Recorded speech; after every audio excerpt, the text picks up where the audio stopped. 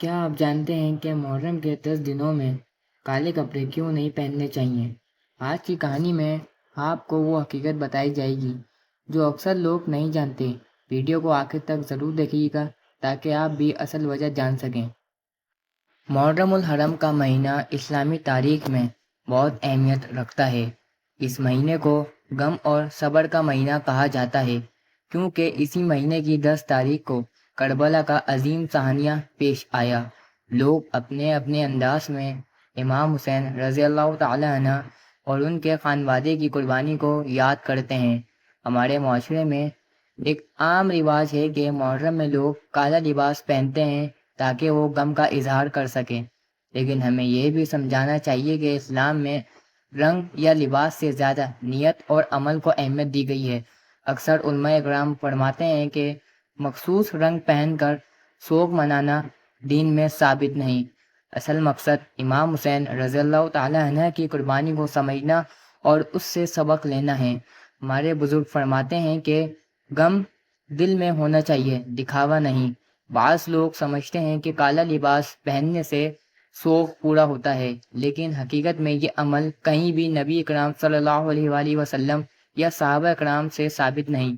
اس لیے بہتر یہ ہے کہ ہم محرم کے ایام میں سادگی اور وقار اختیار کریں، لیکن ایسی کوئی رسم نہ اپنائیں جو دین میں شامل نہ ہو۔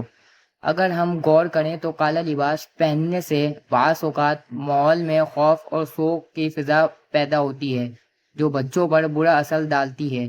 اس لیے ہمیں چاہیے کہ ہم سنت کی روشنی میں اپنے عمل کو درست کریں اور اس عظیم قربانی کو اپنے کردار میں ظاہر کریں۔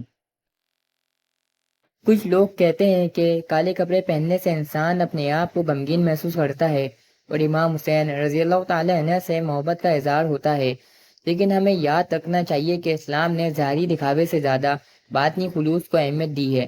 اگر ہم واقعی امام حسین رضی اللہ تعالی عنہ سے محبت رکھتے ہیں تو ہمیں ان کے کردار کو اپنی زندگی میں لانا ہوگا، ان کے پیغام، عدل حق گوئی اور ظلم کے خلاف ڈٹ جانا ہے۔